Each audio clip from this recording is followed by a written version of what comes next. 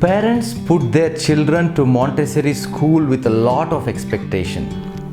They do a lot of homework, a lot of research, and put them into a good pre-primary school. And in pre-primary school, they come and see that the child is so independent. The child is doing everything all by himself.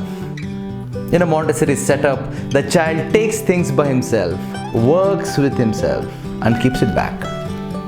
It so happens that at home, the same thing wouldn't happen. And this starts bothering the parents. Why is my child so different in the Montessori environment from the way he is at home? In school, whatever food we send, he finishes it off.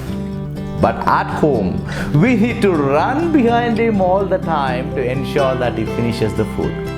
In school, whatever he takes, he works with it independently and keeps it back exactly at the same place from where he bought.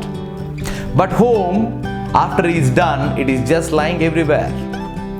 Why is my child so different at home?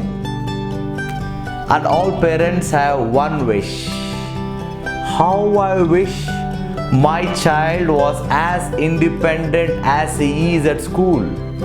He wouldn't bother the teacher all the time saying, I am bored, give me something to do, what to do next, come stay with me, sit with me.